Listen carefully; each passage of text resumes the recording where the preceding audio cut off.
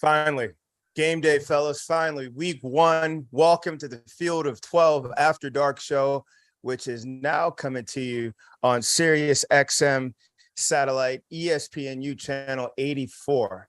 Sirius XM, ESPNU channel 84. Field of 12. Fellas, first, it's great to see you guys back. It feels like it's been, 8 months since we had a chance to do this, just like the rest of the college football world. I'm George Whitfield, joined by pride of We Are, Christian Hackenberg of Penn State, two-time conference champion and player of the year from University of Baylor, the Wedding Crashers, hopefully this year, Bryce Petty. And this man is carrying 2 brands on his back, 2 conferences, one big heart, Trevor Knight, the Aggies, the Sooners. He's got them both. I'm George Whitfield. Fellas, first, let's do our tradition, shall we? For those of you at home joining us, please grab something to sip, be it radio or be it this link. We're going to go through this college football experience with a toast. Christian, I'm going to start with you first, sir. Favorite thing of this weekend, since we've had football for at least a couple days now? Yeah. There's plenty of options. A lot of good material out there. I'm gonna take this to Corn Country, Iowa, playing a brand of football that you could never think of.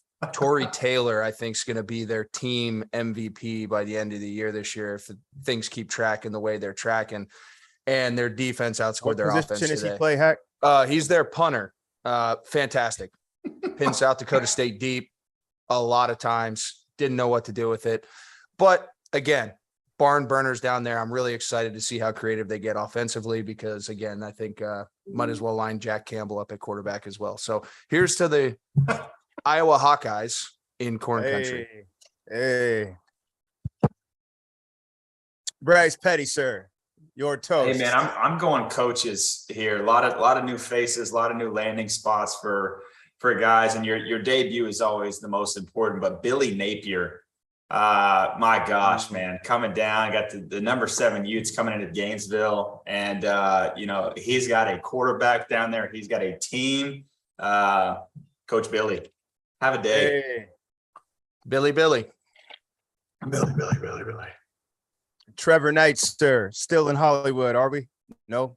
Oh, pretty no, close. back. Pretty close, back, George. Hey, I'm going to take this one down south. We talked pre-show about all the great quarterback play that we're seeing this year. And I'm going to be honest, I was watching this football game and it kept me from flipping over to the primetime game in Ohio State and Notre Dame because it was such a phenomenal performance by this guy. University of Houston, Clayton Tune, quarterback, 3 overtime win. Going up and over into the end zone. Cheers to you, my man. Hell of a performance. Hey. Boy, Tooney. Clayton Tune, sir. Going up fellas, and over. Hell of a deal down there, UTSA and Houston. Let's give the collective to the Godfather, first of all. We got a chance to see him once again. I believe this is year 27 for College Game Day. The Godfather, Coach Corso. Mine, I'm a following in the direction of Bryce. Coaching debut, except this coach did not come out on top, but he certainly earned the respect of his locker room and definitely the nation. Marcus Freeman, 37 years old. You get the keys to the most historic college football program in the land, and now you got to go see the baddest college football team in the land. On the road, game 1, there was no preseason, Ichabod State and then Ohio State. They go in, it goes 12 rounds. They showed much more than what they were. They're probably going to still stay in the top 10 to the Irish's new general, Marcus Freeman. All right, fellas, let's sprint. Much to catch up on. Again, Field of 12. After Dark, we are live, Sirius XM. You can find us on channel 84 ESPNU. We're going to start with the heavyweight matchups. Let's go right off the bat to Columbus, Ohio State, number 1-2 team in the country versus the number 5 team, Notre Dame. 12 rounds. Trevor, I'm gonna start with you. Your takeaways from watching. I know you were watching your beloved Cougars, but your takeaway from the outcome of Ohio State and Notre Dame. I'll say this. I was extremely impressed with the way that Notre Dame came out on the defensive side of the ball. We've talked a lot in preseason about how powerful of an offense that Ohio State has. And they do. They have a very powerful offense, and they're going to make a lot of people pay for that throughout this season. But for a majority of the game, they made CJ Stroud, in my opinion, the best quarterback in the country, look just, good, but not tearing it up, right? They did a great job of kind of holding that offense and Jackson Smith and Jigba to a limited number of explosive plays. So I was impressed by that. Now, flip that coin over. CJ Stroud, Jackson Smith and Jigba, the Ohio State Buckeyes in the horseshoe. It's tough to go in there and win. They just kept battling it out. And that's why I think CJ Stroud's one of the best in the country, because he just stayed even keel and kept coming. Got a huge win week 1 at home. Agreed. Bryce, were you equally as impressed with Stroud? And how did you read the game? Buckeyes, huge favorites. They're like a group of Marvel characters coming out there. But the Irish hung with them. What did you take away when you were watching this battle? Yeah, I mean, I've always been a fan of CJ Stroud. I like guys that can kind of keep that even keel that Trevor was talking about. There's never too highs or too lows. It's just you got to keep that even keel, especially in big games like this. And then obviously, too, coming into the season where I think there was more hype about Ohio State last year. Now there's more hype about CJ Stroud this year. That's just tough to play into. But man, I tell you what, this Jim Knowles, I think, is going to have this defense flying around. And that was something that really stood out to me. Those guys were headhunting the whole day. That front seven is kind of what Jim Knowles is known for, especially at Oklahoma State, what he was known for there. He has that defense buying into what he is preaching. And I think they had a young, inexperienced defense last year. Hack, you know way more about the Buckeyes than I do in terms of that statement, but I do think that he's got these guys bought in and they fly around. So it was a fun game to watch. And again, just a lot of pressure on 7, a lot of pressure on 11. Other guys stepped up and they got the win. That's all that matters at the end of the day.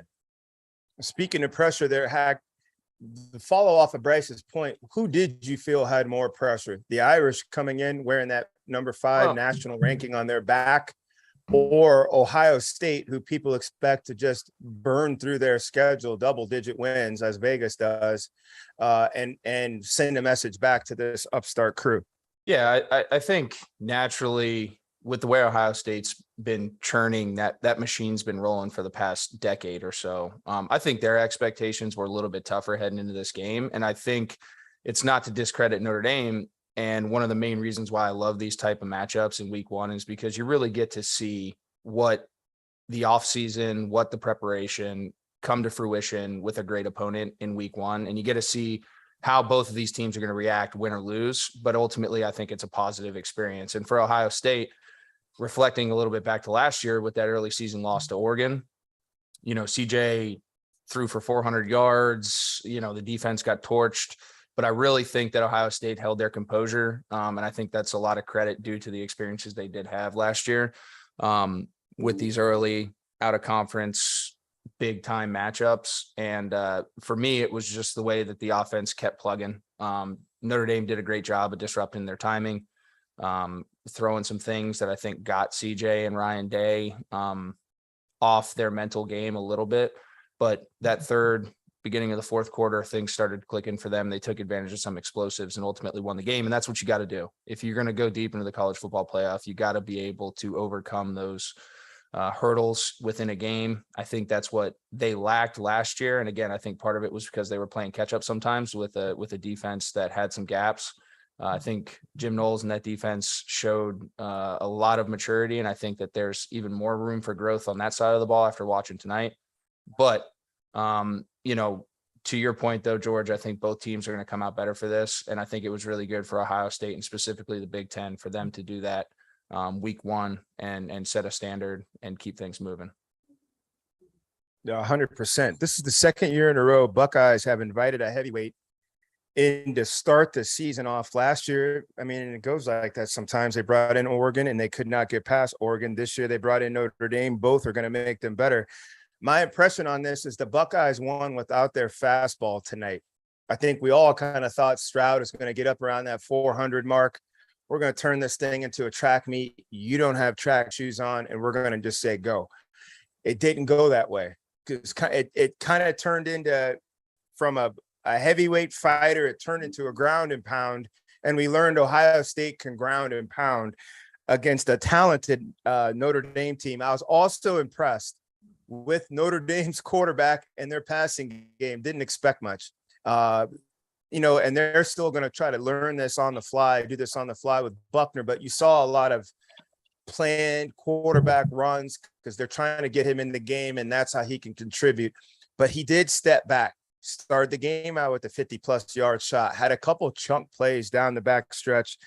Notre Dame was impressive, but Ohio State, they just showed that championship medal. Everybody's not going to get dropped in the second round. We took 12 rounds tonight, but that's 12 rounds of, toughness to exude. We're not just a home run team. We will grind it out with you. All right, let's now go down south into Jurassic Park, the SEC. Watch this. Georgia, Florida, Arkansas. Those three teams in the SEC, the number 2 ranked team in the country, or 2 or 3 ranked team in the country with Georgia, Arkansas, who's ranked like 20th, and Florida, who's not ranked at all. Collectively, they beat 2 of the top 3 teams from the Pac-12, and they beat a playoff team from last year in Cincinnati, and the 3 of them. Hack, I'm going to jump with you first. Yep. Let's go with the White Walkers from Georgia. They lost all that talent to the NFL. They lost their defensive lieutenant, came back and saw them today as head coach, and they eviscerated the Ducks. Are we just to go ahead and pencil in Georgia / the White Walkers into the playoffs tonight? Yeah, I'm not going to go that far. I think there's some teams in the SEC, a couple of them that you noted from tonight, that showed a lot of really good things. And obviously we know how that can go down there, but I was really impressed with the way Georgia rebounded. I think a lot of it had to do with Stetson having a full year, full off season under his belt, being the guy, no pressure, letting him go. And I thought he played phenomenal tonight. Did nothing but deliver packages like the mailman should on time. Their weapons showed up. I think that their tight end room's obviously very strong, but I thought that they showed some things on the outside as well that are going to help them down the road. Defensively, different team. Trevor noted this before we got on air. I think they're a different team, but was very impressed with how they bought in and held an Oregon team with the guy that knows that entire side of Georgia's defense better than anybody else, because he recruited him, coached him last year, running the show over there, who should have known the vulnerabilities, where guys are maybe a little bit less disciplined, and wasn't able to exploit it. They scored 3 points. So I thought that was really impressive, and I'm really excited to see how Georgia continues to mature. And if this type of brand of football focus, leadership from Stetson Bennett on the offensive side continues to grow, yes, I think that they're in the discussion for the top 4 teams right now of making a push, because I think we can definitely lock in at least 2 from the SEC, as has been part of what we've become to accept and acknowledge as college football fans as of late. So I was very, very impressed. So Bryce, were you equally impressed with Georgia? And is there any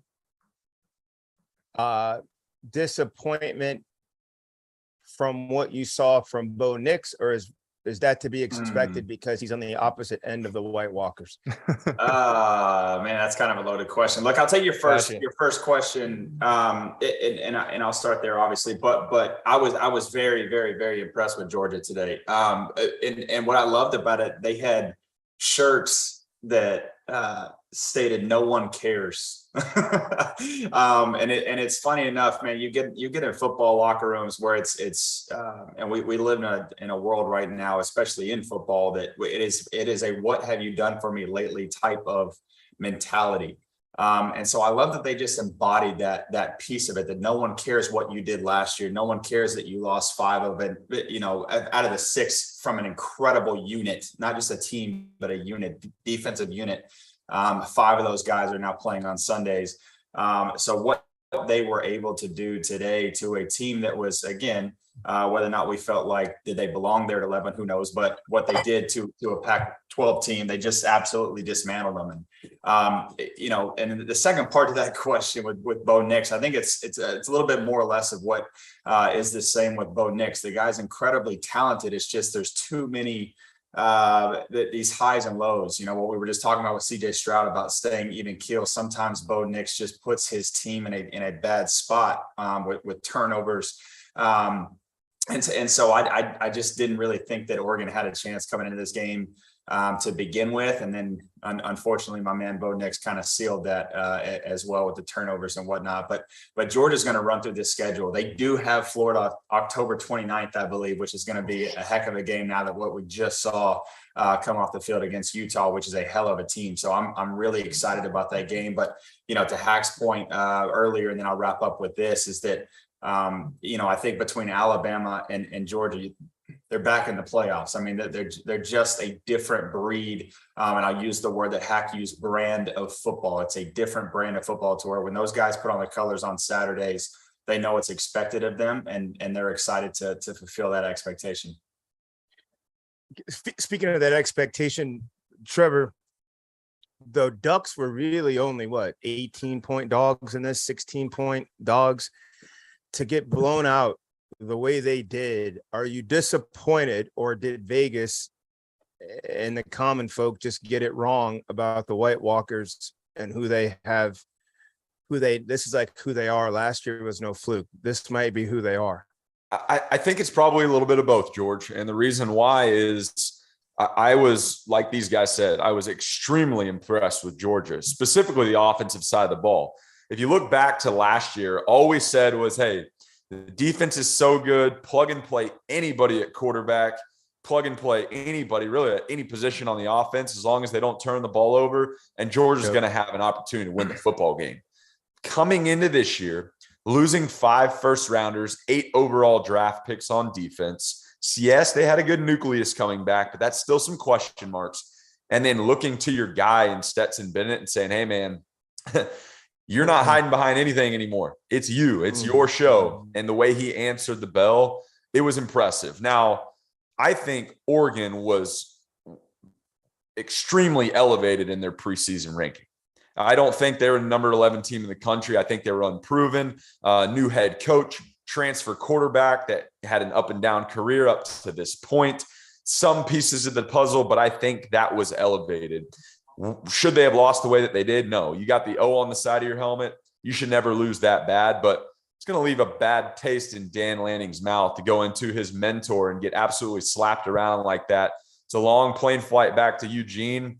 They're going to have to get back in that meeting room and kind of have a come to Jesus meeting. So I think it probably falls somewhere in the middle. I thought Georgia played exceedingly well, and Oregon was probably ranked too high, but also played really bad today as well. The Georgia Bulldogs 49-3 over Oregon. The White Walkers again showing that they're impossible to come see in the open field. Only dead men would come see them in battle, as the Game of Thrones reference says. The White Walkers, we're going to stay in Jurassic Park or the SEC. George, yes, sir. George, let me jump in here, though. Let me ask you a question about this. I want to stay on Georgia a little bit longer. So do you think that this could be the start of another dynasty? Here's why I say this, right? Kirby coached with Saban. Saban's obviously getting up there. If they can come out and I think put together another year like they did last year, because personally I believe in the SEC, you see ebbs and flows, and that's why I'm excited for Billy Napier down in Florida, but I'm not sure yet, right? You got to show this for a year, 2 years, 3 years, you even within a season, right? You go out and you beat Utah. but we've seen Florida high and low. They go out and then they struggle with a Kentucky or somebody that they're supposed to just roll over. Right.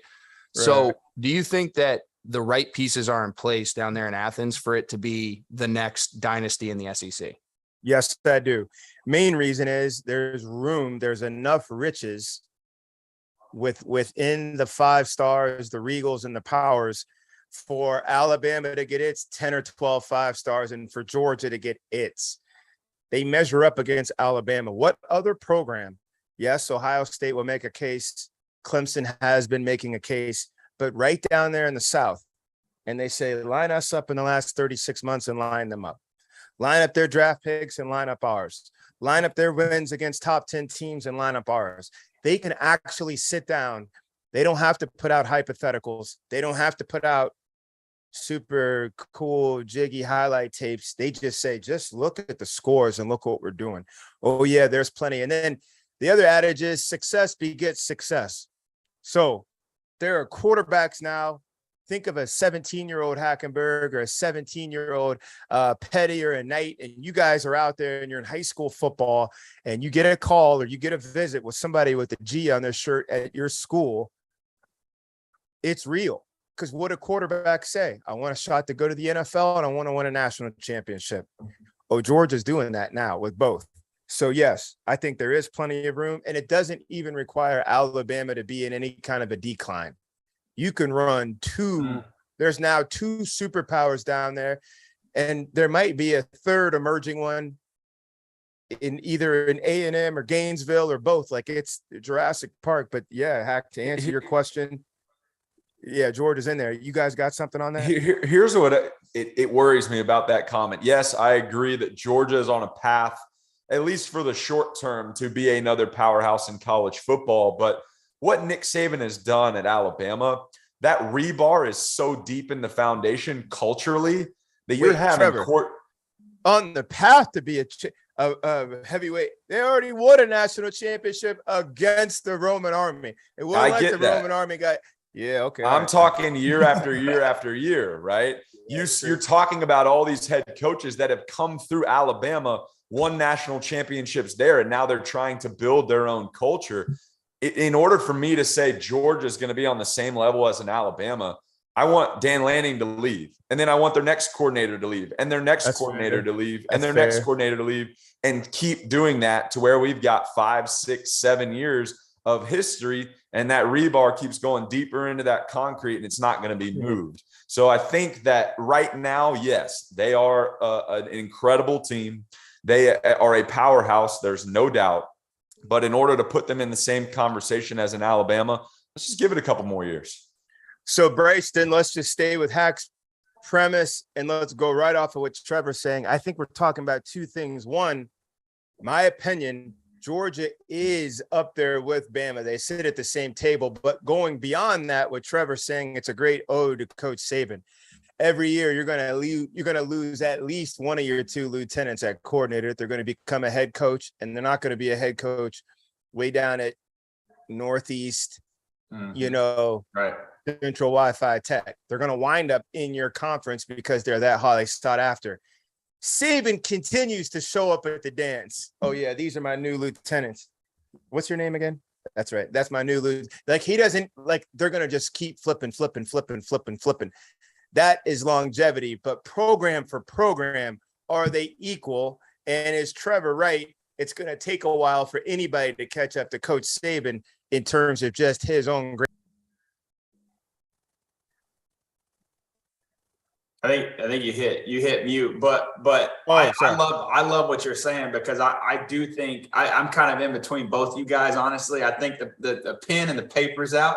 I don't know if they've started down with the D before the Y and they start spelling out dynasty yet, but we've already seen it. And Trevor, you bring up a great point, because that's exactly what I thought in my mind, is that until you start having your guys leave and you can still replicate. I mean, buddy, they held Oregon to 313 yards today.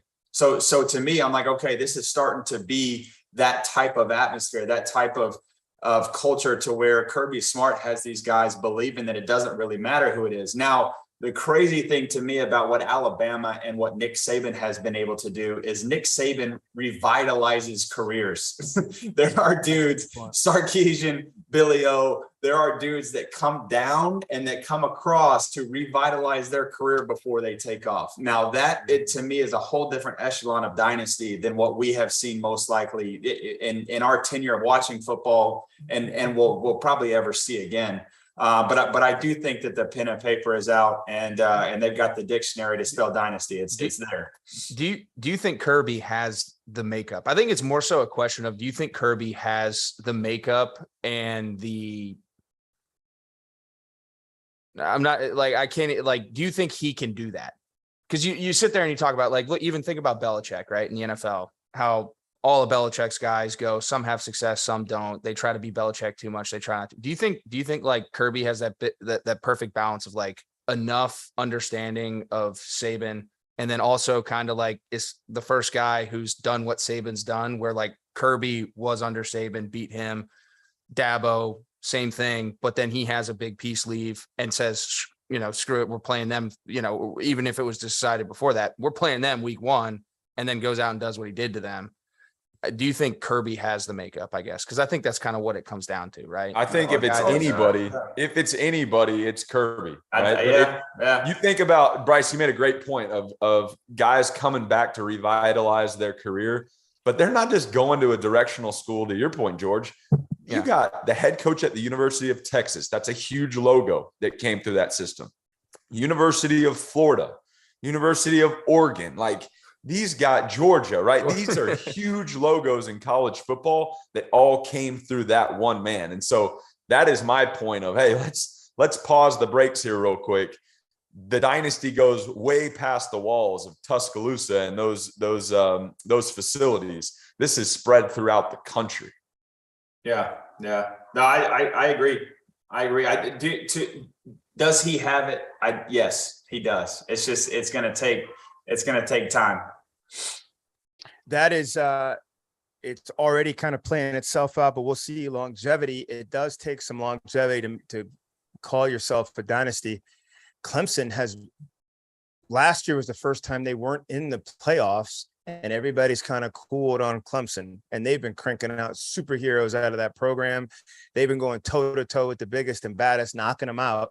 And they've had one tough year, and a lot of people have retracted. Are they still in the midst of their dynasty? Are you allowed to have I don't know, man. This is my thing. Dabo is so good at keeping guys, right? Venables should have been a head coach 12 years ago, and he stayed there. Trevor Lawrence stayed there with him 4 years, man. Like the thing that Nick Saban continued. Nick Saban, it's Jalen Hurts or it's Tua. Either way. He continues to do things like that. I think AJ McCarron was probably his longest dude that he actually had under center for a while, right? So I mean, just what he's able to do down there in the way that he's able to do it, I just don't know if we'll ever see anybody like that. But in that same vein, we had JT Daniels last year, and then in comes Stetson Bennett. So again, Kirby Smart is starting to have, again, the inner workings of being able to weave in, bits and pieces of what we've seen with Nick Saban, again, to create a trajectory of what, we could be talking on this show in a couple of years of like, man, Georgia's that team. They're the next guy up. I got a crazy thought here real quick. I'm curious if one of you guys want to answer this. Nick Saban's getting older, okay? Nick Saban went and won a national championship at LSU, took all of that, and has done what he's done at Alabama. Could we see Kirby Smart win a national championship or two at Georgia? Nick Saban is forced to depart for one reason or the other. He goes back. No, I wouldn't. Why would? That's just one of the laws. I don't know. Name your book. Never go hop in a great man's shoes. Why would you do that? Yeah. You talking about go to Alabama? Certainly not. Stay right here in Georgia. Build it like Bama's. I'll get the same lawn cutting people that Bama gets to cut their field. I'll get all the same stuff. What's the Wi-Fi system they use? We'll use that as well. But I'm not going to go to Bama. There'll be a statue of the man out front. Yeah. And there's nothing you're going to be able to do in your tenure as great as that tenure can be, it might be half. You're turning the It book. might be half. Like, Wait, hold on. Go back. What did Nick Saban do? Okay, go on. Yeah. Look, you won't even have to look it up. There would be janitors and That's right. line Well, Nick crews. Saban They'll put be up able to 66 on Utah State. He only put up 59. So Well, then I hope Someone's we're gotta talking do it, about it though. still. I hope someone's got to do it, though, right? Yeah, that's what I'm Yeah, saying. I mean, at the end of the day, we're someone's talking gotta do about it. all this still whenever the time comes, because that's going to be the craziest job search of all time. Oh man. And will Saban just turn and name his successor, or will he just let him just battle it out? Speaking of battling it out, let's switch back to the other big heavyweight matchup of the night. The Florida Gators, unranked, new head coach and Billy Napier. They have a superhero of their own, and Anthony Richardson. They've spent all season trying to learn each other, get to know each other, gel this thing, because the biker gang from the West Coast is rolling in. The best team in the Pac-12 invaded the swamp, got everything they were looking for. They did not expect an L. It was Florida 29, Utah 26. Trevor, let's just start with you. Your impressions of this. What does this mean for Florida? Where do you think they wind up being in the rankings? And is this devastating to Utah in the Pac-12? Devastating to Utah. I'll start there. Number 7 team in the country. That means a lot of preseason hype. Playing against an unranked team. Now, I get it. It's in the swamp. You got a lot of hype around Billy Napier and Anthony Richardson. And we knew this was going to be a tight game. But that is still the number 7 team in the country playing against an unranked team, which says a lot. I thought Utah played really, really good. But, man, Anthony Richardson showed me a lot tonight. He is known for his athleticism. The Utes knew that he was going to use his legs to try and win the football game, and he still went out there and got it done on the ground. Yeah, he threw the ball really efficiently as well. 17 for 24, only 168 yards, no TDs, but man, when it counted, he made plays. He had 3 touchdowns and 106 yards on the ground. He answered the bell. Congrats to Billy Napier and that squad. That's a great way to start getting a top 10 win. And it'll put them on the map. Now they got a target on their back. Speaking of that target on their back now, Bryce, do you think this says more about the top to bottom viciousness of Jurassic Park and the SEC, or is this just a great game 1 road test for Utah? They take it, bounce off of this, and come back and just light up the Pac-12. I mean, I think it does, right? I think it has to say at least something. I mean, an unranked SEC team gives you all that you can get. I mean, just 12 rounds right in the mouth. And to Trevor's point, both teams played really well. There was nothing that I think, that was just outstanding in terms of it. There wasn't dumb penalties. There wasn't dumb turnovers. It was just a hell of a game. It was a lot of fun to watch. But I just think that, I love, how you deem your I guess analogies or however you're going to quote somebody, whether White Walker's Roman Army or now we got Jurassic Park, but that's really what it is. I mean, it's Welcome to the Jungle, especially in Gainesville, taking on this crew. So I do think it just speaks a lot more to Jurassic Park than anything else. And it's not to answer Trevor's question if I can, but I think this is pretty detrimental to Utah because this was coming off of a hell of a Rose Bowl game against a hell of an Ohio State team. And so I think coming off of the momentum, even though they did lose, coming off the momentum of that game gave them kind of a national prowess, to walk into what could have been at least a playoff atmosphere, really only having, I think, USC and Oregon on their schedule as the 2 ranked teams. We know how delicate the Pac-12 is, I'll put it that way, in terms of their schedule and the teams that they have out there. So you have to be able to come in to Gainesville and make a statement, and they didn't. But Anthony Richardson, man, I tell you what, he's going to be a guy I think we're going to have a lot of fun watching all year. His command of the offense was something I just was completely blown away with. I mean, we all know here in this room, man, when you have shifts and motions and have to read defenses and then execute the game like that, that's a lot on your plate. And to see him have complete command, I never saw the Bryce Petty, look back on the dang wrist band going, hey, okay, we got X fly instead of X short, all that kind of stuff. I mean, he just had complete command of the offense. And so, my hat's off to Napier and Anthony Richardson. Yeah, I mean, it's probably way too early to even say the word Heisman, but this guy's got did it. Gotta have that game. three strides on everybody else. Hack, your biggest impression of watching Anthony Richardson go up against the biker gang tonight. Number 7 team in the country, top team west of the Rockies. Unranked Florida knocks him out. Yeah, I was really impressed with Anthony Richardson. I think you got to see his raw ability last year, and I think he was at times a fish out of water with what they were asking him to do. And I think tonight I want to give, a tip of the cap to Billy Napier and his entire staff of putting him in situations where his skill set and his strengths were on display and he was able to be successful. To your point, Trevor, like he didn't do a ton of stuff from a throwing the football standpoint, but when they did, he was out of the pocket. There wasn't a ton of in the pocket, pure progression, get through things, got him on the edge. He had the ability to use his legs. And then when he did tuck it and run, when he wasn't involved in just the quarterback run game, still made plays that way. So I think it was just a really nice flow for him offensively. And if they continue to do it, I think he fits the bill to continue to grow and continue to gain confidence and hopefully be able to work towards that big H word that George just said, because he definitely has the skill set to do it.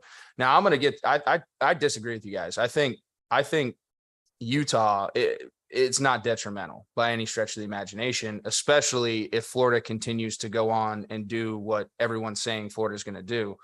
Or what it appears they're going to do. And that goes back to my thing is I want to see Florida continue to do this and week in, week out, no matter who they're lined up against. But I think for Utah, we talked about how weak the Pac-12 was. They got to get through Oregon and USC, right? I think that there's still a lot of football ahead of them, and this is a great experience for them. Tying a bow on all of my thought processes heading into this week was love the big time matchups. Whether you agree that Florida is unranked or not, it's still a logo. They've been in the national stage in our memory of college football. They were the biggest thorn in Nick Saban's ass at some point in time, not too long ago when Urban was there. So I really think that Florida still draws athletes. You get them in the right position and you put them in positions to be successful, they're going to do it. So I think Utah's fine. I think both teams continue to grow for this. The trajectory of both teams still can align very advantageously for each of them. Let me ask you this real quick, Hack. If you don't think that that's detrimental, okay, we just talked about Alabama and Georgia, right? 1-2 without a doubt, and they don't play each other. Yeah. My question to you is now we're really playing with just 3 and 4. It's not 2026 yet, so we're not going to 12-team playoff. So you have what undoubtedly is going to be probably Ohio State, and then you are fighting for 4 with either a Clemson, a possible Big 12 team, hell, maybe 3 SEC teams if Florida goes and does what we think. Yeah, they'll never do that. I think it's better, and I would agree with you, but I think it would have been better for them to beat Florida in Gainesville and then Florida take off and do what we're talking about doing in terms of an image on your schedule versus losing and then having, man, you're 6, you're 5, 6, you're on that bubble the whole time. I just think it's going to be tough to eclipse. 100%, but it's the way they lost, right? They didn't get their doors blown in. They had a chance to win the football game. They were on the 4-yard line to win it with 20 seconds left. So I thought that they came out and showed their strengths as a team. They're gritty as hell defensively. I think that they're as solid of a Pac-12 team defensively as you're going to find. I think Cam Rising is a very, I thought he played really well tonight. Trevor, you said that. I thought he played great. I think they have some weapons outside. But I disagree with that. I think when you look at it, week 1, big logo, a lot of expectations for Florida, even though they weren't ranked, still expectations. They go out to do what they do and they handle business. At the end of the day, you're fighting for that 4th spot no matter what. It happened last year. What if Clemson comes out and lays another egg the way they did, and then they're not going to take an ACC team? I don't think that there's a Cincinnati in the group of 5 out there right now. Notre Dame, they just played Columbus hard. Guys, can I pop in real quick on Florida? Can I pop? We keep talking about Florida having this trajectory. They were unranked. They beat the number 7 team in the country, but let's look at their schedule ahead of time. I think it's going to be a loss that looks worse and worse to Utah down the stretch. I mean, Tennessee is a lot better this year in the East, in the SEC. Kentucky's ranked. Georgia's in the East. They have to play A&M in the West. But that's the Georgia, SEC day in, day out. That's dude. the SEC. But, so I'll take the stance of, I think Florida played really well tonight, big win, but I don't see Florida just walking through their schedule. I think they're going to have several blemishes, which is going to make the loss. But if they play the way they played tonight, they're going to be able to go and play with anybody. I don't know, man. I don't know. If they play the way they played tonight, they can go out and play with anybody. It's Trevor. They got tested tonight. An unranked SEC team. Watch me now. An unranked SEC team beat the best team out west in a 12-rounder. No trickery. Everybody was healthy. Bring your best 11. We'll bring our best 11. 12 rounds. Coach Whittingham has been there for over a decade. I think like 18 years driving Utah. And we heard from Yogi Roth that his coaching understanding from talking to coaches, culture takes 18 months. Coach Napier got there a couple of weeks ago virtually. Florida beat the best team out west. The number one team the Pac-12 could put up as a playoff contender. Unranked SEC team knocked them out. First, then secondly, this reaffirms everything you need to know about the SEC. This is why we play those projection games.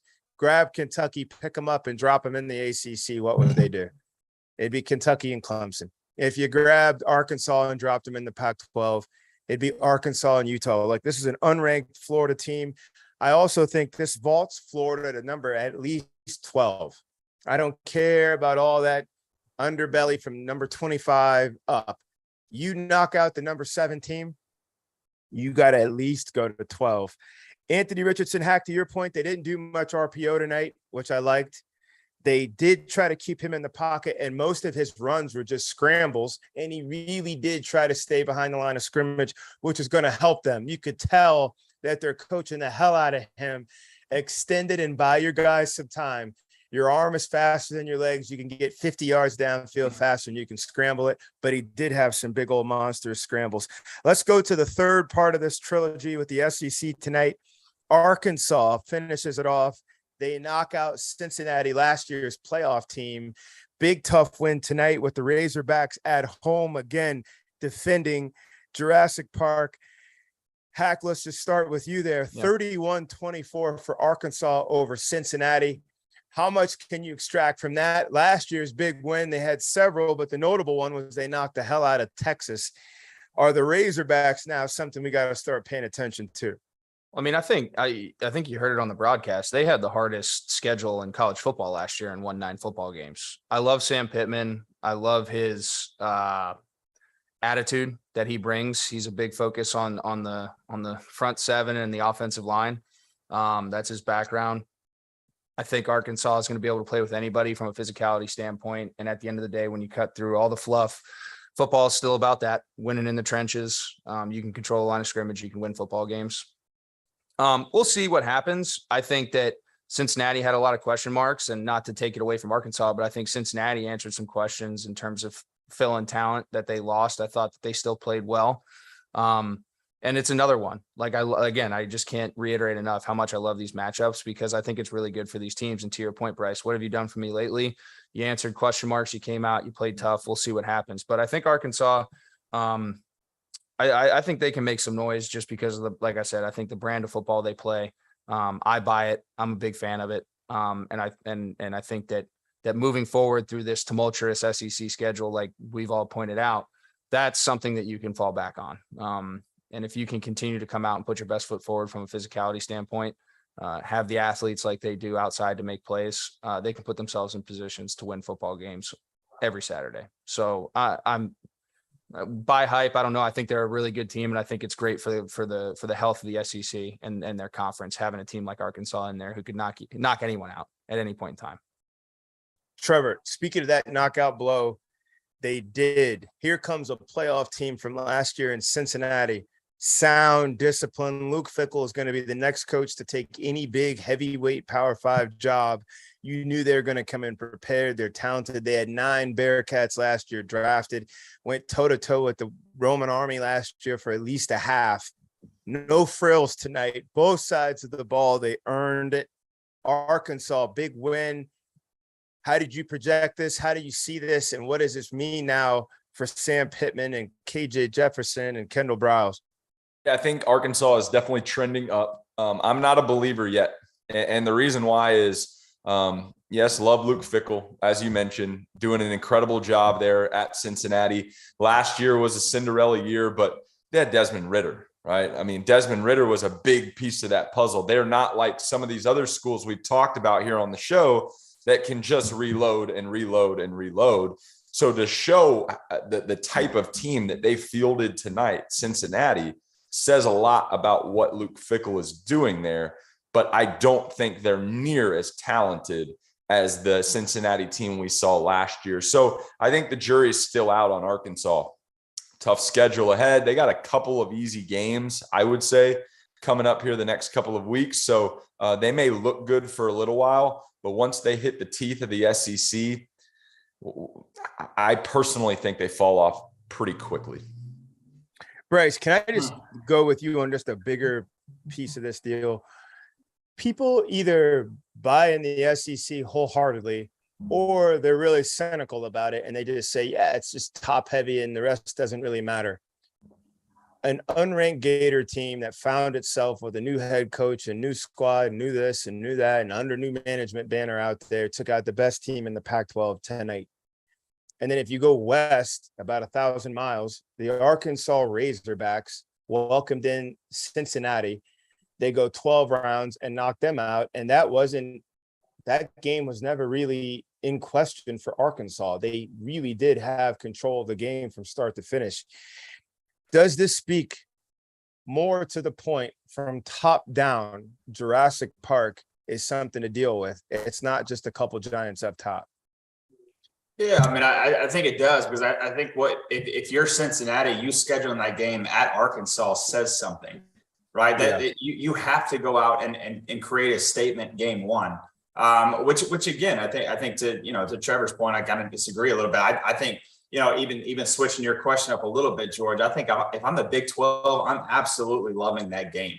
That game going the way that it did, to have, again, those 12 rounds that you're talking about, to be as engaging and as a fun, to be a fan and watch that game, says a lot about who Luke Fickell is, to be able to reload a team that you wouldn't think would be able to reload a team like that, knowing that they've had all those starters, with Sauce Gardner and then Desmond Ridder, obviously, as your guys got 100, records in the books over there for Cincinnati football. So, look, I think that you have to buy into the SEC just because of what it does to your program. If you go to an SEC team and beat an SEC team, it really doesn't matter who it is, outside of just a couple of teams. But I think from a top down perspective, having SEC win on your roster outside of the SEC, it just means it means a lot. And then even, when you look postseason into bowl games, when you have an SEC team, win at a bowl game, man, it's just a big deal for your program. So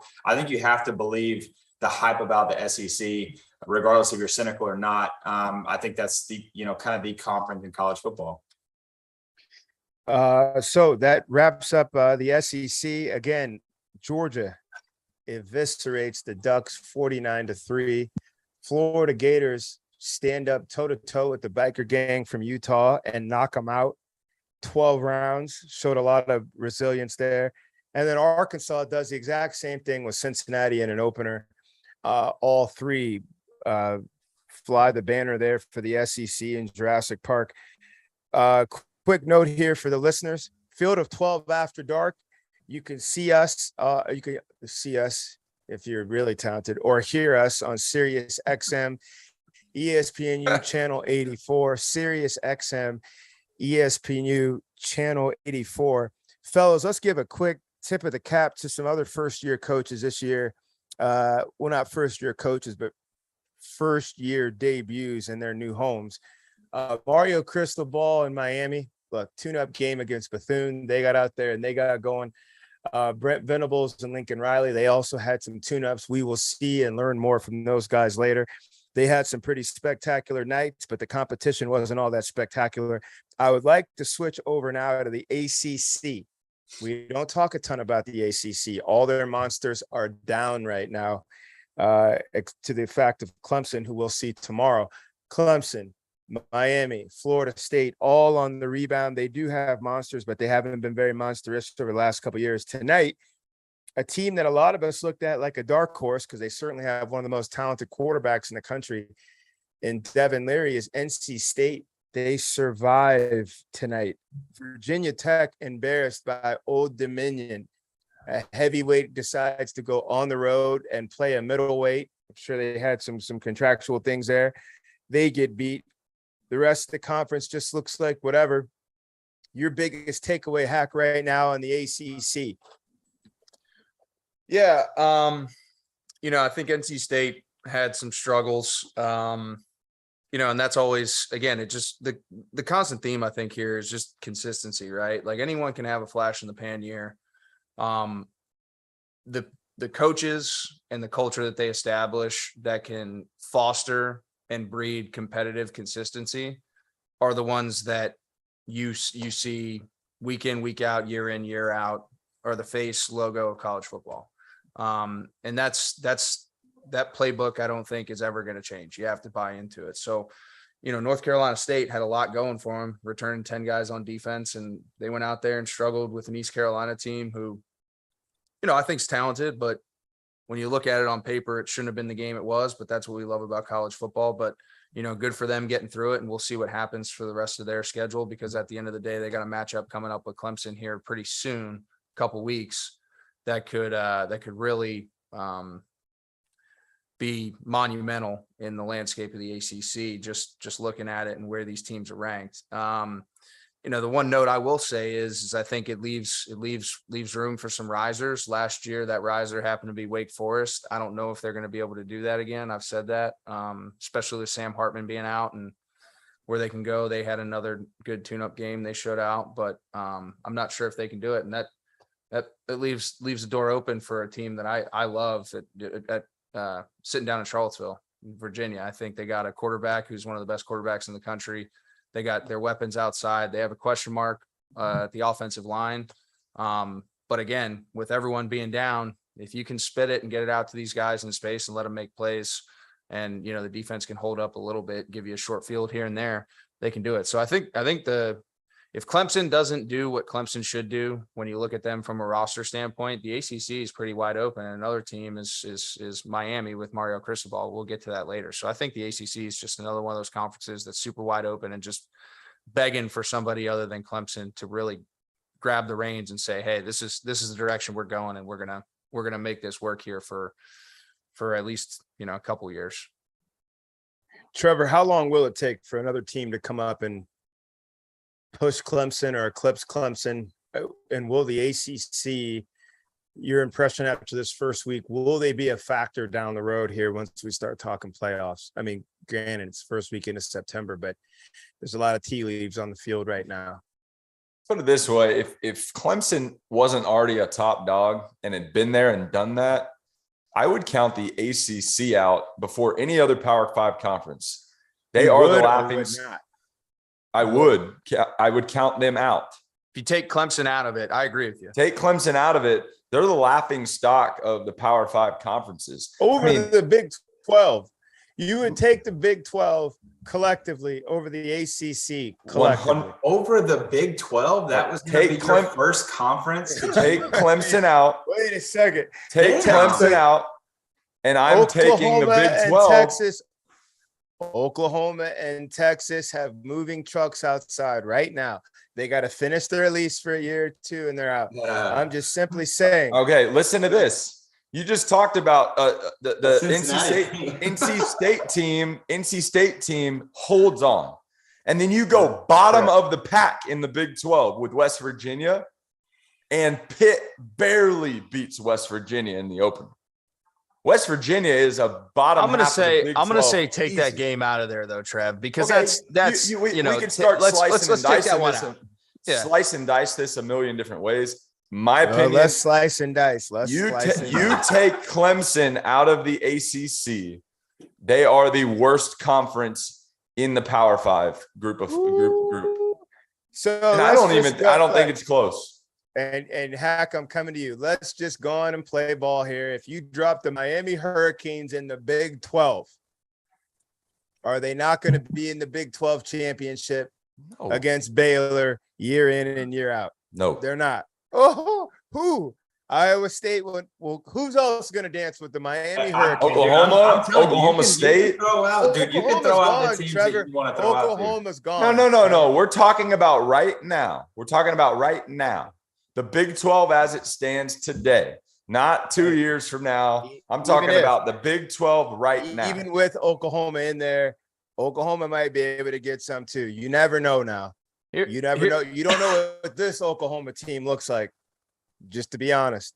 Here's what I will say. I think the ACC, where they're positioned in the country, and this is another conversation, but when I'm talking like from a recruiting standpoint and what they have the ability to touch and reach, the talent is there, but the problem is the SEC, the Big Ten, even the Pac-12, they're coming in and plucking all these kids. If they can get kids to stay home, I mean, traditionally the ACC's had a ton of talent. Florida State, Miami, like you said, George, Clemson, Virginia Tech.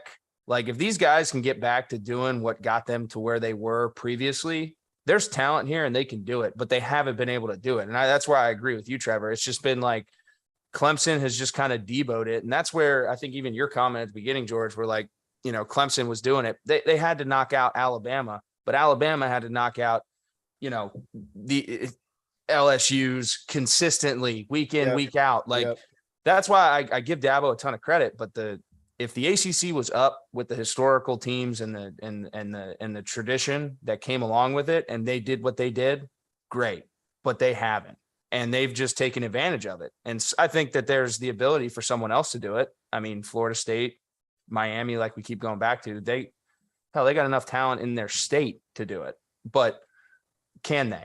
And that's the biggest question mark. And they haven't. So, we'll see. It's one of those things where I think it's a developmental play, but I mean, the ACC's to me it's definitely a step down.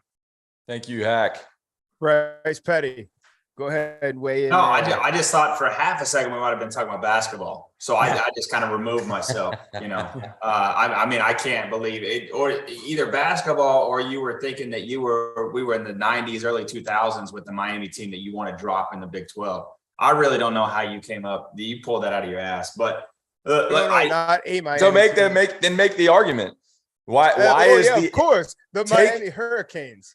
Take Clemson out. And make the argument that the ACC is better than the Big 12. Name me 4 teams from the Big 12 that can go. No, George. I want Bryce to back up his point here. Yeah. Go ahead. I do too, so I can take it apart. Go ahead, Bryce. I was just about to do the same thing that you were doing, right? I mean, give me 4 teams in the ACC right now that you feel like would come in and be. If we're talking about Big 12. Championship game. We've got Oklahoma, we've got Baylor, and we've got Oklahoma State that everybody keeps talking about. And you Texas. You can probably throw Texas in there if you want to. But name me 4 schools. Name me 4 schools in the ACC right now that you feel like outside of Clemson, and hell, I'd have taken Clemson last year because they'd have been probably 8-4 last year in the Big 12, maybe. So, Bryce, are we making the same point? Am I confused here? Are you saying I'm confused as well? Bryce, we're making the same point.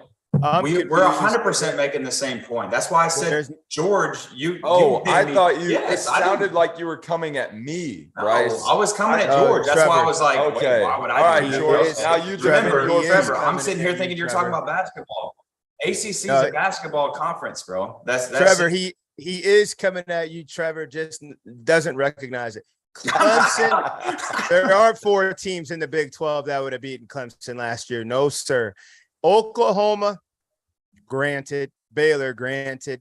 The rest, let's just go on and get real. Not Texas. We saw what happens when they step outside the Big 12. They don't do so well. Then Oklahoma State would have been a good scrap, but even Clemson on a drunken night, that's going to be a tough out for Oklahoma State. Hey, I know for a fact you are not watching. I don't know a fourth games. team in the Big 12. I gave you the state of Oklahoma plus Baylor. Who else in the Big 12? I think that we're having a basement argument right now. I mean, that's where we're at.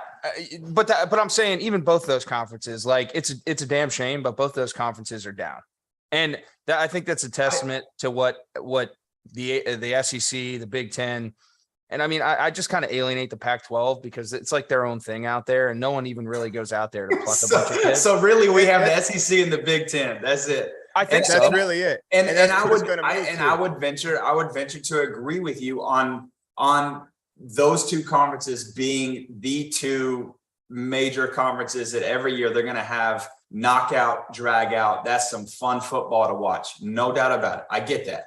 The point made was that the ACC can drop whoever they want into the Big 12. And that's shit. That's unbelievable. They can. Okay. So let me reframe this question.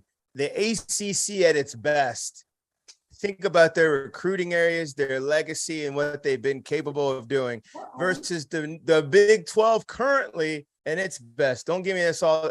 First of all, you can count the Longhorns if you want. It's not much addition. Oklahoma is really the big one you're either counting or not counting. All right. Florida State. Are we talking about ACC legacy or are we talking about right now? When Florida State stands back up and they're at their when Miami when Lazarus walks again, they're gonna be Miami's going up. Miami's going up. Up back. Here comes Clemson. Just those three. North Carolina's proven to be a solid light heavyweight. NC State's been a nice light heavyweight. Virginia Tech's been a dog for years. When those programs stand back up, you guys got like the Big 12. Like in all when George in 10 years, I have never heard somebody try to make a case and say when this when it actually happens, they're gonna be there. We are talking about right now. Listen, guys, I think this is a moot point. I think this is really a moot point. I'm gonna be that guy right now. Jordan's firing me up. That's unbelievable. I know. Good. Get fired up. I'm hijacking the show. Hold on. Producer Dagan's hijacking. Best Power 5 conference. That's what we're talking about. Pac-12 will go ahead and take that 5th spot. They'll take that L. But we're talking about who's number 4. And let's just be honest. And I know you two have bled a lot in that conference, and you've died a lot. I mean, you've won a lot, et cetera. You've left body parts out there. In all respect, and I've been right there with both of you. They're the 4th best conference. We should just stop all this stuff. They're the 4th best conference. We just go ahead and just full stop. You added Cincinnati, Army, Memphis, and I think UCF. We're talking about right now. I don't get it. I don't get it. Unless you're going to Miami tomorrow, George, which you might be. You might be clubbing it up in Miami, and that's why you're trying to get in some backdoor club out there. I don't know what you're doing, but you cannot make the case for who's better right now by saying we're picking 4 teams up in 3 years, and I mean, he's better. Listen, I think that's a good segue though, because I think Mario Cristobal. There you go. I think Mario Cristobal could be the guy down there. I watched the first series. They had a couple on Sportsman, like the guys were going nuts. Like he doesn't play none of that. He wants those guys. The quote was, Miami's not back. Miami's back to work. And he's a guy who played, to George's point, in the heyday of Miami. So he understands the expectations that program carries. He's got Ed Reed on staff. He's got a bunch of the alumni involved. I'm excited to see that happen because, again, I think when Miami's good, when Florida State's good, similarly to when Texas is good, it's just better for college football. Agreed. Think about this. This is a scary thought to that point. Mario Cristobal is about to look like the smartest guy ever for going to Miami. And then Dabo Swinney's going to keep doing what he's doing in the ACC. You bring USC and UCLA into the Big Ten. That whole conference is going to beat up on each other even more so than they already do. You bring Oklahoma and Texas into the SEC. That conference is going to beat up on each other like they already do. So, yes, you're going to get a lot of those two conferences into the 12-team playoff, but Miami and Clemson, they're going to walk into the 12-team playoff with a couple little scratches, couple little bruises, be really fresh and ready to go because both of their quarterbacks hadn't played a full game until they get to the playoff. Whereas the Big Ten and the SEC are going to be beat up like crazy. Guys, let's just jump. Let me get your thoughts real quick. Next week, there's a handful of heavyweight matchups. We don't have a ton, but there's a couple heavyweight matchups. First, let me get your impressions. Tomorrow we have Clemson and Georgia Tech. And then Monday we have LSU and Florida State. Do you guys have a particular game or take on either one of those matchups? A couple of coaching debuts in there. Yeah, I'm excited to see. $10 million guy. Go ahead, Trevor. Okay, yeah, I'm excited to see Coach Norvell and what he's able to do now after a little time under his belt there in Tallahassee. I mean, Florida State obviously has been abysmal the last several years. I think they've got some pieces to the puzzle this year that will not put them in a race to win the conference by any stretch of the imagination, but an opportunity to put a team out there on the field that will be competitive. Obviously, LSU is down as well, so that should be a pretty fun game to watch, in my opinion. Bryce, you got a game there, Clemson, Georgia Tech, or LSU, Florida State, you're going to key in on more?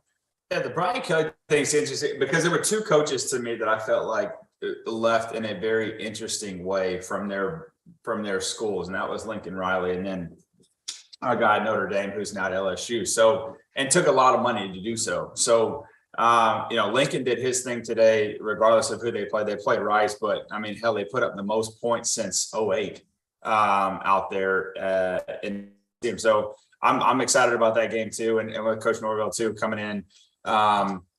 Again, like Trevor said, with the year 200 his belt. So I think that if we can get back to the conversation we're talking about with the ACC and how it is good for football, if you have a battle over Florida in recruiting, that's when stuff gets fun. When Miami is doing what Miami's doing, when Florida State's doing what Florida State's doing, and now you got Gainesville doing what it's doing, that's when that state gets really fun, and it makes it tough for everybody. So that's the LSU Florida State game is going to be one to watch. Hack, I'm gonna jump to you for next week. Oklahoma and Nebraska. Will this turn up the heat on Scott Frost? Well, I mean, this weekend should have turned up the heat a little bit on Scott Frost as well. I've been trying to give him the benefit of the doubt, and the one thing that I keep going back to is I really think that Nebraska, from an administrative standpoint, stuck between a rock and a hard place, because if Scott's not successful there with his ties and pedigree and everything that he has at Nebraska, if he's not successful there, that job is going to be like not touching it with a 10-foot pole. Then no one's going to go near that job. So it's like, where do they go next? And I think that's the unique situation they find themselves in. They're a little bit behind the times. They're still riding on their success from the 90s. Pelini had a little bit of success there, but it still wasn't Nebraska. Nebraska used to be, and no one was scheduled in Nebraska because it was a straight up steamroll, no matter who they played. So it's really interesting. I find it hard. Do I think Nebraska has the roster and the talent to come out and play with Oklahoma? Yes, but there's so many more variables that go into a football game, and the current state of that program, I think Oklahoma should be rolling in there very, very confident. All right, perfect. And Hack, I threw that question to you in the future. They play them in 2 weeks. Nebraska actually has Georgia State. Yeah. But we're going to go to our producer, who I'm hijacking the show. Dagan Hughes. I hope he begins to ask us about Texas and Alabama. Dagan, welcome. I'm going to get your thoughts after I hear what Bryce Petty says about Alabama and Texas next week. Will this be a blowout, or will it look like Ohio State, Notre Dame tonight? No, I think it's going to be a blowout. But yeah, not a chance. Yeah, I hope, but because there's going to be so much riding on this game of what's to come, and I think that for whom? For Texas. I think there's a certain type of, and Trevor and I talk about this all the time. There's a certain type of entitlement that most of those guys down south get when they put the burnt orange on. And I know that we as a locker room at Baylor always took that to heart. But because whether it was recruiting, camps, it didn't really matter what it was. They're just always kind of a stank to them. And I hope they go get drummed. I really do. I hope Alabama puts 80 up on them. And that's probably a little bit more biased just because of where I'm at. But just a little. Just a tiny bit there, This Bryce. is one of those things now Just that I'm telling you that if Sarkisian does not have his stuff straight, then Nick Saban's going to come into Austin and it's going to be bad. Trevor, will Quinn Ewers be able to hold off Bama for 12 rounds and make it a kicking game in that fourth quarter? No, absolutely not. We've talked about Quinn Ewers a lot.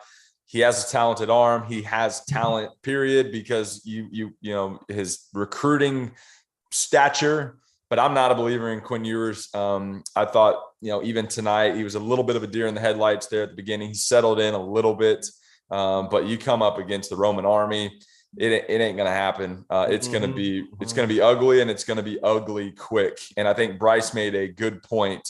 I hope this wakes up not only the men in that locker room, in that athletic facility, but on the entire 40 acres of that campus in Austin to say, hey, man, I know we're the University of Texas. We got all the money in the world.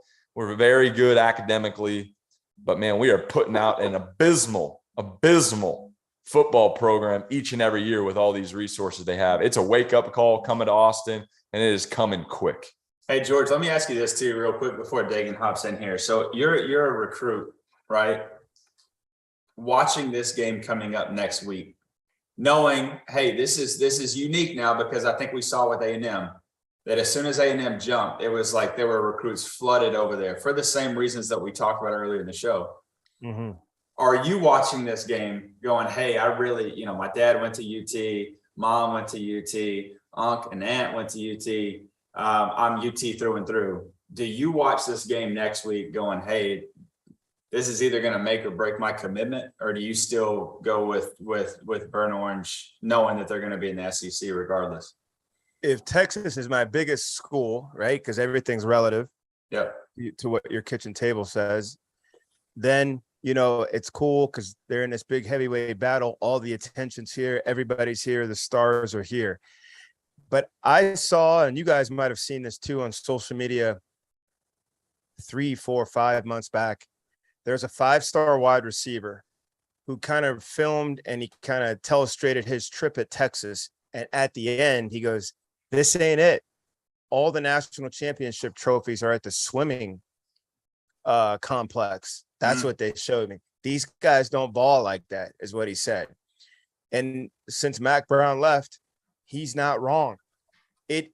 Texas is in a real difficult spot because their marketing machine is killer, but the product on the back end hasn't been. And then all the entitlement wants to make the gap work, and entitlement can't make the gap work. Yeah. Work makes the gap work. So it's going to be tough.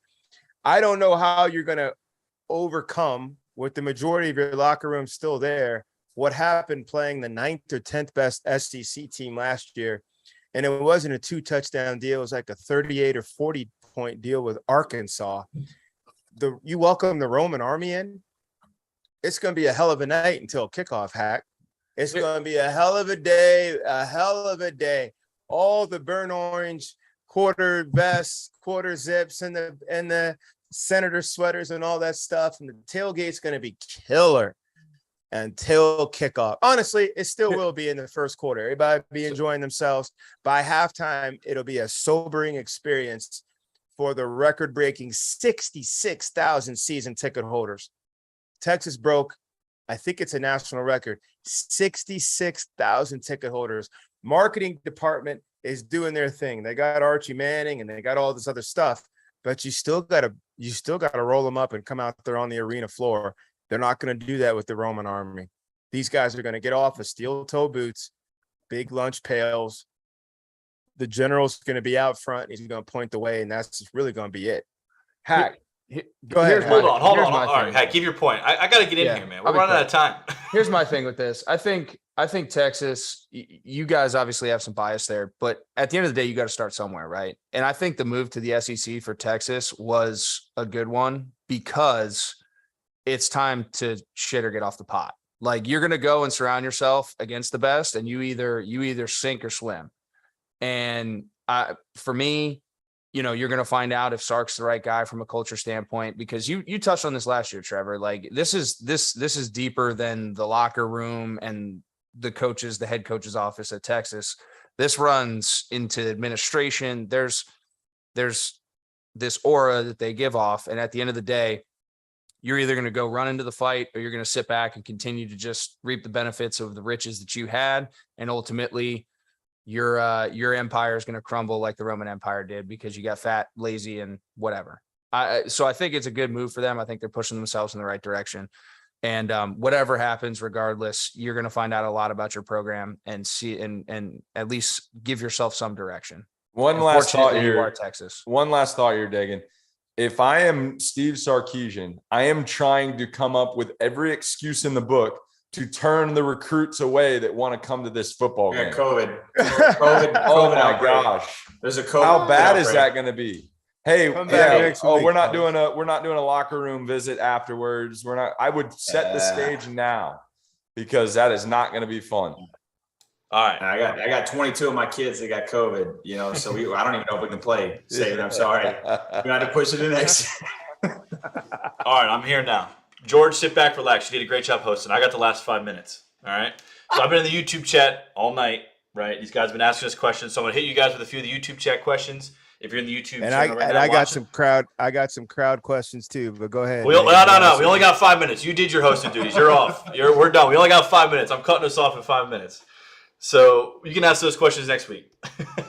But first question coming in: can Ohio State be elite without a burner to take the top off the defense? Now, I know they have Smith and Jigba, but he was out tonight, and we saw a little bit different game plan. So I want your guys' thoughts on that. I'll jump first. The answer is yes. We saw it tonight. They're creative. If you have big nuclear weapons, you use big nuclear weapons, but that doesn't, as we learned tonight, mean that's all you are. So still all kind of 5 stars, all kind of silverbacks. You got an NFL head coach coaching that front, and you got one of the best quarterbacks who's shown he doesn't need it. He can win without the fastball. They didn't have a fastball to throw tonight. I say yes, they can. That's why they invented a spork. You can do both. Yeah. All right. Is that it? No more thoughts? Nobody else? All right. Okay. We got 5 minutes. I thought it was like. Well, listen. I mean, you can all give a quick, short answer. I mean, you just got to cut George off. George is the one that likes to talk. It's a sport, man. Exactly what George said. You do, especially with Ryan Day and how great he is as a coach, offensive mind. You use what you have, and those guys. Trust me, it ain't like those guys don't have a guy that can't blow up the top. Trust me. They got plenty of them. Yeah. I think it's just a matter of getting them reps. And I think tonight was great. They got punched in the mouth a little bit, and the way that they reacted was perfect. And I'm Ohio State. I'm not worried about Ohio State. No. And Marcus Freeman's a hell of a coach too. Position by position, still some of the biggest weapons of any offense in the country. Fair enough. Yep. All right, next question. After 1 week, well, I guess technically week 1 and technically week 0, but week 1, has the transfer portal helped or hurt college football? Helped. I'll start here. And the reason is I'll point to one thing, and that's quarterback play. You've got better quarterback play this year than I've seen in quite some time across the board. Now, I'm not saying the top of the top is better than the top of the other year. We've had some freaky years there, but across the board, Dylan Gabriel coming over, right? You got JT Daniels getting back out on the field. If he wasn't, he'd be sitting, behind somebody. Bo Nix played bad, but he's, still a name up there at Oregon. You could go across the country and see a bunch of different guys at the quarterback position that are on the field and playing at a higher level than who would have been there otherwise if it wasn't for the transfer portal. I agree. We had 30 new head coaches in the Division I level. We had 67 quarterback transfers at the Division I level. I loved it. If you're in a battle or you're struggling or you got hurt and couldn't get your position back because that guy ran and took off with it, and if you can find a spot, really that's what we're talking about. If you could step outside your building and another helicopter comes down and grabs you and takes you to their place, then what are we talking about? Yeah, I think it absolutely has helped, and it makes it interesting because you're going to see places like USC bounce back faster, Miami bounce back faster, Otherwise, it would have taken these guys, like they'd still be out there in the wilderness. I think it's helped tremendously. Bryce, you got anything? Because I got a quick one. Go ahead. Yeah, I think it even helped with the distribution of talent, like beyond these teams and the name brand that we're talking about. I mean, look at the kid down at App State, Chase Bryce. Like they went toe to toe with North Carolina today, and he's a kid who was at Clemson, went to Duke, and now is at App State and figured out where he needed to be. So I think just the overall distribution of talent, top to bottom, through all of the conferences, and even division levels, is going to be good. Well said. Yeah, exactly. That's exactly where I was going to go to. I think it kind of permeates, if you will, the talent, because there's a lot of talented dudes the last, 50 some odd years that have sat the bench that could have been, great otherwise. So I love it. All right, this one's very quick. I basically need one word.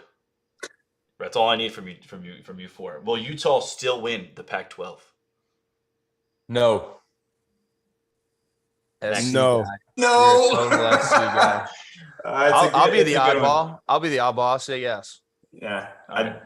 Keep it moving. Yeah, and now we all got our word. I'm gonna add some extra. They don't have firepower. They have blunt force. They got a defense. And they got a great defense. So when you come up against USC, who might neutralize your great defense, and they still put up 30, can Utah put up 30? Look what Notre Dame did. Look what Notre Dame did to Ohio State today. And Notre Dame did that with a lack of consistency at offense. If Cam Rising can play well, they got enough firepower. They can do it. They're more gifted than Notre Dame. You raise a good point. So you do like Utah versus USC in a Oh, interesting. Been kicked in the teeth already? Yes. I like it, Hack. I like it. All right, last one. Last one of the night. Come on, you can come say that. Who is the next coach to win his first national championship? Ryan Day. Yep. Ryan Day. Great answer. Everybody, Bryce is still thinking. I'll say Bryce this. is still thinking. I'll say a super hot take, and I should. Venables. If you come out with Venables, No. Hey, if you come out with Venables, I'm stopping the stream right now. No, not Brent Venables. I think we're same thing as last year. We didn't talk about them all year. They ended up being a really good football team. I think Michigan's got a shot to be a dark horse. And I think Yo. The Wolverines. Hey. I don't believe that in my chest, but I'll just say it. There are 3 coaches, I think, who have not won a national championship. All 3 are in the Big Ten. Day, Franklin, and Harbaugh. Those 3 will be out there lurking. If they can just avoid that big overhand right, by the time we get into Halloween, certainly Thanksgiving, it could be anybody outside the Big Ten. Lincoln Riley's probably 2-3 years away, even though it's the best quarterback he'll probably ever have. That was the look. I didn't want to say Lincoln Riley because I don't love what he did last year. I felt like there was some stuff there you just don't do. But rolled out there at a midnight. You didn't like that. Anybody outside of the Big Ten or SEC ball, I think it's Lincoln. He can get that talent there. They can score points, and if USC off of the lineage and history of USC, I think he could do it. All right, that's it, George. Wrap it up. All right, Dagan, and great thing for you. I got a couple of fan questions myself. George, we gotta go. We gotta go. Wrap it up. Dagan, Wrap it up. It's heating up over here. George, I know this game. Sigma Chi, they're still I know this game, George. We played this game all last year. It's time to go. The Gamma Phi House at Oklahoma. This one's for Trevor. Trevor, keep it quick, please. It may be 9:20 where George is, but it ain't 9:20 here. The Gamma Phi House. This one's for Trevor. Over under 1.5 losses this year for your Sooners. Under. Turn that down. Oh my. All right, next question. Oh my. All right. D Street Bar in Penn State. Hackett's a new bar. Probably haven't heard of it. This one here is from Emily. Will Sean Clifford Be finish single. the season as the starter? And I think her question's more about health than performance. I don't know. I'm not going to even answer that. I don't know. Emily's got to wait another day. But I don't know. You think he should? Only because Iowa last year he had some complications. Last week he had some complications. There's no question about who the alpha is, but I think her question's more along the lines of just like his physical. I think it's more so a question of how their season goes. That's saying a lot without saying a lot. Yeah. And then Bryce Petty, the Peabody Sports Bar in Waco, new spot. Don't worry about it. The Peabody Sports Bar in Waco. We got a couple guys down there. Gino, and what's this guy's name? Dagan, you see the other guy's name? Gino and Sal. No, these are your questions. I read my questions. These are your questions, George. I don't know. I know, but they're hitting us both up. So I'm reading the same stuff you're reading. Yeah. Gino and Bryce, they want to know, will Baylor win the Big 12? And if you win the Big 12, will that put you in the dance? In the dance, yeah, without a doubt. They will be in that Final Four. Yeah, without a doubt. This year. This year. Not if we walk again. To your ACC point, George, earlier, but yeah. If Baylor wins Big 12 this year, we're in the dance for sure. No, you said if they win, but are you saying that they're going to win and be in the dance? I do not have them winning. It's a really tough schedule. Thank you for clarifying. But that's a hell of a clarification. Wait. On behalf of Gino and Sal, so who's winning the Big 12, Bryce Petty? I had them nuts. I had Trevor and his Sooners winning it. I just honestly, just based off of schedule. I mean, this is y'all gotta look at our schedule, man. It's a juggernaut. If I will say this though, if we get through that thing and we win and we're not, I'm gonna burn the whole place. I'm gonna burn the whole place down. If my aunt was my aunt, never mind. Yeah, we can't say this that. guy said, yeah, we can't say watch this out. guy said, if I'm rolling, Gino and Sal, I'm rolling with you. Emily, Hack did give you his answer without giving you his answer. And for the Gamma Phi House in Oklahoma, hopefully Trevor is keeping the night going. Field of 12 After Dark, we're live, Sirius XM. You can see us on Channel 84 ESPNU. New partner, Sirius XM ESPNU Channel 84. Next week, big one. Bama and Texas, at least big for entertainment. We all know how much of a heavyweight matchup. Grab something to sip on. This is George Whitfield on behalf of Christian Hackenberg, Bryce Petty, and Trevor Knight. You won't find a team like this anywhere online. We'll see you next week. Field of 12. Have a great